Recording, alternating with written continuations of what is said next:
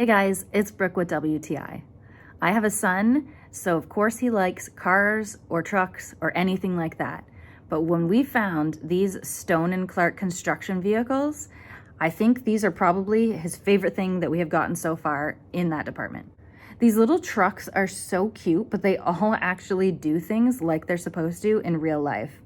My favorite is the little excavator because it actually turns around like a real one would, and you can scoop from all the different sides. He's just starting to figure out how to play with cars and rolling them back and forth, and he loves these because they fit in his hands perfectly, so he can just roll them or carry them and do whatever. We lose them all over the house because he just carries them with him everywhere. I think the best part about these is going to be that as he gets older, he's going to figure out that they all have different motions that they do, and he's just going to keep getting excited. These toys are going to last a long time, and he's going to love them forever.